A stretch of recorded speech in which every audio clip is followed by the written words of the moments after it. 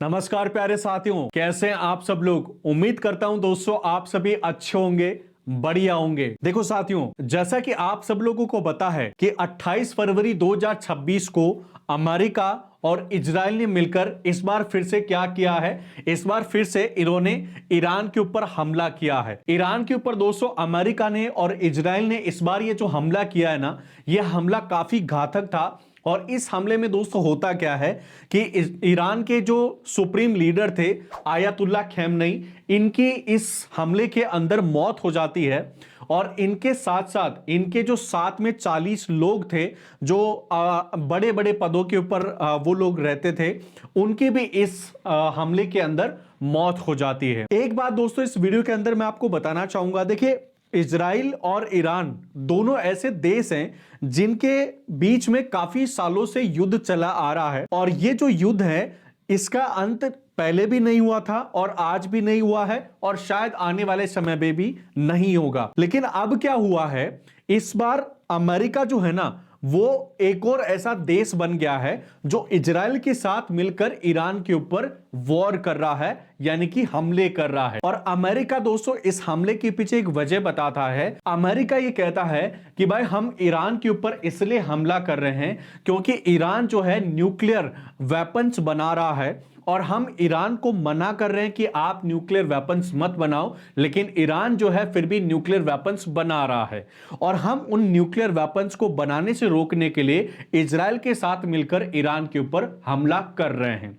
America ये एक बड़ी वजह बता रहा है। एक बात दोस्तों इस वीडियो के अंदर देखिए, मैं आज बताना चाहता हूं आपको।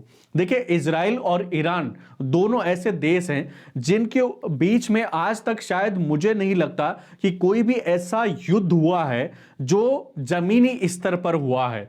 ये दोनों देश क्या करते हैं, हमेशा हवा के अंदर ही लड़ते हैं। एक देश दूसरे देश के ऊपर हमला करता है तो दूसरा देश दूसरे देश के ऊपर हमला करता है। कभी कौन किसके ऊपर मिसाइल छोड़ता है, कभी कौन किसके ऊपर मिसाइल छोड़ता है। लेकिन दोनों देश आज तक जमीनी स्तर पर लड़ाई नहीं किया इन दोनों देशों ने। ठीक है, अब ये काफी अच्छी बात है क्योंकि इसमें काफी सारे लोगों का खून बहने से रुक जाता है और एक तरीके से दोनों देश कभी कभी लड़ाई करके फिर से रुक जाते हैं।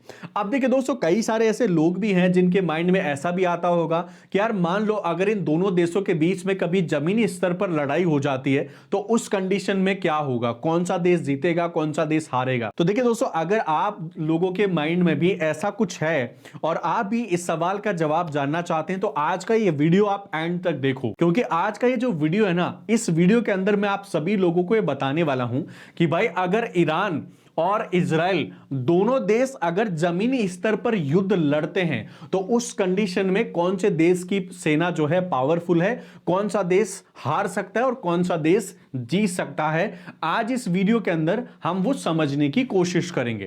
तो वीडियो काफी इंटरेस्टिंग और इंपॉर्टेंट होने वाला है, एंड तक जरूर देखना। एक रिक्वेस्ट आप सभी लोगों से करना चाहूंगा, देखिए इसी प्रकार के और नॉलेजेबल वीडियोस आप लगातार देखना चाहते हैं तो वीडियो को लाइक, अपने दोस्तों के साथ शेयर करना। मेरे साथ जुड़ने के लिए, इसी प्रकार के और वीडियोस लगातार देखने के लिए चैनल को सब्सक्राइब करके बेल आइकन बटन को जरूर प्रेस कर देना।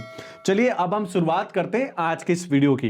तो देखिए दोस्तों, मैं अब आपको इसमें ईरान और इजराइल के बीच में जो सेना है इन दोनों के पावर को इस वीडियो के अंदर मैं आपको एक्सप्लेन करने वाला हूं। तो सबसे पहले हम क्या करते हैं दोस्तों, यहां पर हम टोटल मिलिट्री फोर्स जो है इन दोनों देशों के पास, उसके बारे में हम थोड़ी सी जानकारी ले लेते हैं। तो देखिए, मैंने एक तरफ रखा है यहां पे ईरान को और एक तरफ रखा है मैंने यहां पे इजराइल को। तो चलिए दोनों सेनाओं को थोड़ा सा समझ लेते हैं। देखिए, सबसे पहले अगर मैं बात करूं तो ईरान के पास यहां पर लगभग 6,10,000 के आसपास कुछ एक्टिव सोल्जर्स यहां पर ईरान के पास मौजूद है। और वहीं पे अगर दोस्तों हम रिजर्व फोर्स की बात करें तो यहां पर 3,50,000 के आसपास इनके पास रिजर्व सोल्जर्स भी है। और वहीं पर दोस्तों अगर हम बात करें तो ईरान के पास आज की डेट में दोस्तों पैरा मिलिट्री भी मौजूद है। कुल मिलाकर दोस्तों अगर हम बात करें ईरान के पास, तो आज की डेट में ईरान के पास 1.8 मिलियन टोटल फोर्सेस हैं, यानी कि मिलिट्री जो है इनकी वो है 1.8 मिलियन के आसपास। यानी कि आप ये मान के चलो कि भाई इनके पास आर्मी में 18 लाख लोग यहां पर सेवा अभी की डेट में दे रहे हैं। वहीं पर दोस्तों हम बात करते हैं इजराइल की। इजराइल में देखिए दोस्तों, अगर हम बात करें एक्टिव सोल्जर्स की, तो यहां पर देखिए दोस्तों एक्टिव सोल्जर्स हैं 1,69,000 के आसपास।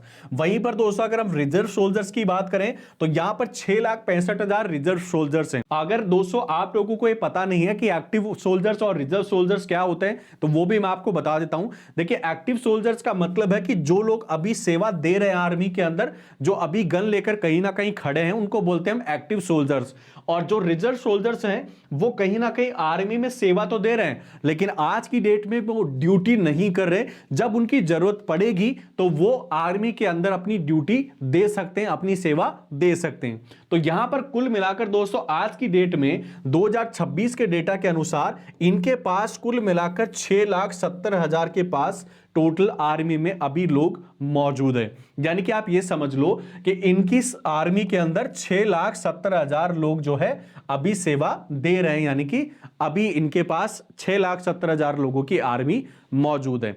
तो अगर आप दोस्तों देखोगे यहां पर मिलिट्री हिसाब से, तो भाई अगर कभी ग्राउंड लेवल पे इन दोनों देशों के बीच में लड़ाई होती है, तो कहते हैं ना दोस्तों, जिसकी गिनती ज्यादा वही हमेशा वॉर जीतता है। तो यहां पर अगर आप देखोगे तो भाई गिनती में लगभग अंतर बहुत बड़ा है। यहां पर 1 सोल्जर्स है ना इनके पास, तो वहीं पर इनके पास 3 सोल्जर्स मौजूद है। क्योंकि इनकी आर्मी टोटल यहां पर 6,70,000 की है, तो इनके पास 18 लाख लोग यहां पर आर्मी में मौजूद है। तो लगभग एक बंदे के ऊपर यहां पर इनके पास 2 से 2.5 लोग आज की डेट में मौजूद है। तो यहां पर आर्मी के हिसाब से देखो तो आज की डेट में ईरान ज्यादा पावरफुल है इजराइल से। ठीक है, चलो अब हम चलते हैं नेक्स्ट आर्मी के ऊपर, और यह है दोस्तों यहां पर एयर पावर। ठीक है, तो ईरान और इजराइल के बीच में जो एयर पावर है उसको भी हम समझते हैं। एयर पावर का मतलब है दोस्तों यहां पर वायुसेना। ठीक है, वायुसेना के हिसाब से कौन सा देश आज की डेट में पावरफुल है, तो यहां पर देखिए सबसे पहले मैं ईरान एयर फोर्स के बारे में बात करता हूं। तो यहां पर देखिए ईरान एयर फोर्स के पास टोटल यहां पे 551 एयरक्राफ्ट्स हैं। ठीक है, जिसमें से दोस्तों यहां पर 186 फाइटर जेट्स जो है इनके पास मौजूद है। लेकिन ये जो फाइटर जेट्स हैं यहां पर इनकी सेना के अंदर, वो भाई लगभग ओल्ड मॉडल्स हैं। मतलब जो पुरानी टेक्नोलॉजी हो चुकी है उनके एयरक्राफ्ट आज की डेट में यहां पर ईरानी सेना के पास मौजूद है। वहीं पर दोस्तों ईरान के पास ड्रोन्स भी मौजूद है, और इसके अलावा भी यहां पर कुछ चीजें हैं। तो यहां पर टोटल अगर आप मिलाकर देखो तो 551 एयरक्राफ्ट यहां पर ईरानी सेना के पास आज की डेट में मौजूद हैं। और दूसरी तरफ अगर हम बात करें दोस्तों इजरायली सेना की, इजरायली एयरफोर्स की, तो यहां पर देखिए टोटल दोस्तों 612 एयरक्राफ्ट इनके पास मौजूद है। इनमें से दोस्तों 241 जो है मॉडर्न फाइटर जेट्स हैं। मैं आपको एक बात और बता दूं, देखो दोस्तों यहां पर इजरायली जो सेना है ना एयरफोर्स, इनके पास आज की डेट में जो स्टील्थ फाइटर जेट है ना वो भी मौजूद है। मतलब इनके फाइटर जेट्स ऐसे हैं कि इनको भाई किसी भी जो मतलब कोई भी डिटेक्टिंग सिस्टम होता है उनके द्वारा डिटेक्ट करना लगभग नामुमकिन होता है। इनके पास स्टील्थ फाइटर जेट्स के जो फाइटर जेट्स हैं वो आज की डेट में इनके पास मौजूद है। इनमें दोस्तों यहां पर देखिए F-35 भी मौजूद है इनके पास, F-16 भी मौजूद है, और F-15 भी इनकी वायुसेना के पास मौजूद है। वहीं पर दोस्तों इनके पास और भी एडवांस क्राफ्ट एयरक्राफ्ट जो है मौजूद है। और टोटल अगर हम बात करें कुल मिलाकर तो भाई इनके पास 612 जो है एयरक्राफ्ट आज की डेट में मौजूद है। किसके पास? इजरायली सेना के पास। तो यहां पर दोस्तों यहां पर ईरान के पास है लगभग 551 और इनके पास है 612।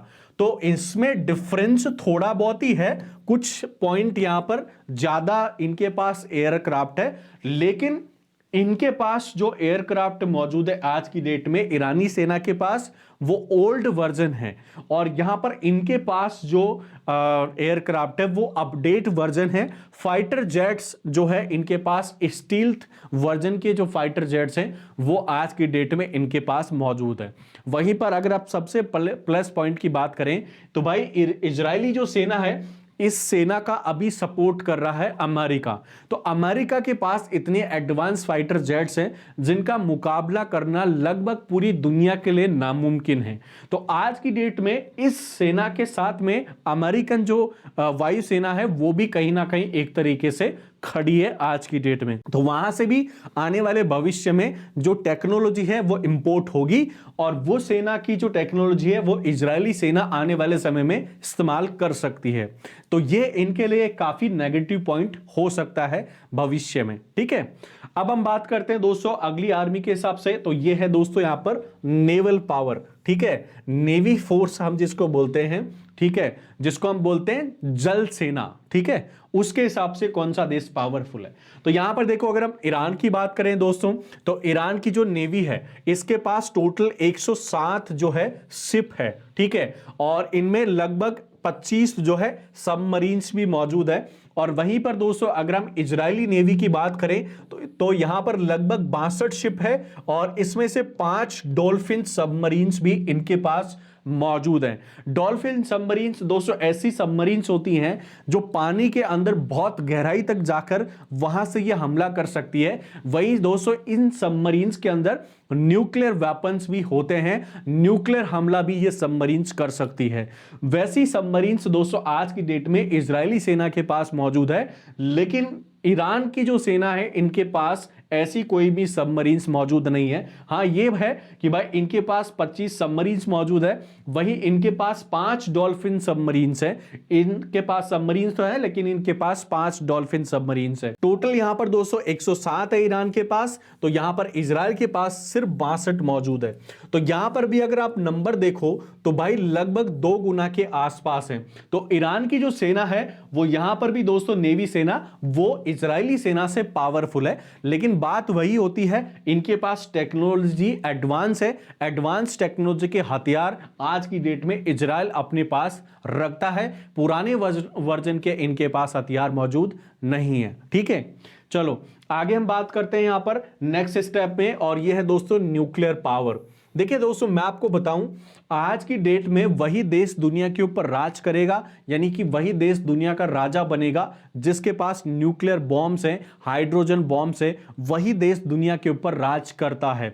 जैसे अमेरिका आज पूरी दुनिया के ऊपर टैरिफ लगा लगा के अपना पैसा बना रहा, खड़ा कर रहा अपने आप को, दुनिया कुछ नहीं कर पा रही है क्योंकि सबको पता है कि भाई अमेरिका एक ऐसा देश है जिसके पास न्यूक्लियर वेपन्स है, हाइड्रोजन वेपन्स है और भर भर के उसके पास हथियार पड़े हैं।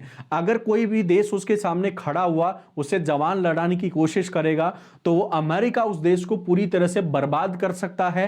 वो रुपए से भी किसी देश को बर्बाद कर सकता है, तो वो हथियारों से भी किसी देश को बर्बाद कर सकता है। तो आज की डेट में अगर हम बात करें तो भाई अमेरिका पूरी दुनिया का राजा है। अमेरिका लगभग पूरे देशों को चलाता है। जो देश अमेरिका जिस देश को बोलता है कि आपको ऐसे करना है, तो कहीं ना कहीं उस छोटे देश की मजबूरी बन जाती है वैसे ही काम करना। ठीक है, तो आज की डेट में अगर मैं बोलूं कि भाई न्यूक्लियर पावर इन दोनों देशों में किसके पास है, तो यहां पर दोस्तों ईरान जो है एक ऐसा देश है आज की डेट में जिसके पास कोई भी न्यूक्लियर वॉर हेड्स यानी भी कोई भी न्यूक्लियर वेपन्स मौजूद नहीं है।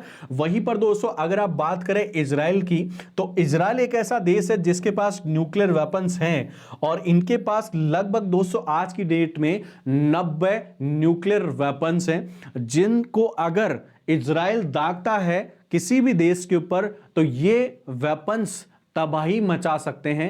न्यूक्लियर वेपन्स आपको पता ही है कैसा जो है तबाही मचाते हैं, नागासाकी और हिरोशिमा के ऊपर आपने देखा ही होगा। तो भाई इनके पास न्यूक्लियर वेपन्स मौजूद है, किसके पास? इजराइल के पास। वहीं पर दोस्तों अगर हम बात करें ईरान की, तो ईरान के पास आज की डेट में कोई भी न्यूक्लियर वॉर हेड्स नहीं है। और ये जो अभी हमला हो रहा है दोस्तों, आपको पता है अमेरिका और इजराइल मिलकर ईरान के ऊपर हमला कर रहा है। तो ये जो हमला हो रहा है वो कहीं ना कहीं इसी वजह से हो रहा है क्योंकि अमेरिका नहीं चाहता कि जो ईरान है वो एक न्यूक्लियर बॉम्ब बना सके, इसीलिए अमेरिका ईरान को न्यूक्लियर बॉम्ब बनाने से रोक रहा है। अब इसके पीछे वजह क्या है ये तो भाई अभी तक किसी के सामने नहीं आई।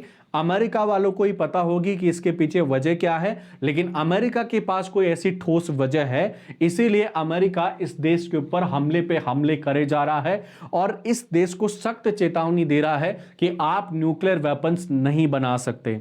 और एक चीज और है दोस्तों, अमेरिका जिस देश के साथ खड़ा है ना, उस देश के पास तो न्यूक्लियर वेपन्स हैं, लेकिन अमेरिका जिस देश के ऊपर हमला कर रहा है उस देश को वो न्यूक्लियर वेपन्स नहीं बनाने दे सकता। अब इसके पीछे कोई ना कोई बड़ी वजह तो होगी।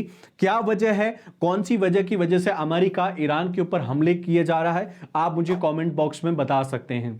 आज का वीडियो अगर आपको अच्छा लगा तो वीडियो को लाइक, अपने दोस्तों के साथ शेयर करना। मेरे साथ जुड़ने के लिए, इसी प्रकार के और वीडियो लगातार देखने के लिए चैनल को सब्सक्राइब करके बेल आइकन बटन को जरूर प्रेस कर देना। चलिए मैं मिलता हूं दोस्तों आपको नेक्स्ट वीडियो में एक नई जानकारी के साथ। आज की इस वीडियो को पूरा देखने के लिए, मुझे और मेरे चैनल को सपोर्ट और सब्सक्राइब करने के लिए आप सभी मेरे प्यारे प्यारे दोस्तों का मेरे दिल से बहुत बहुत धन्यवाद।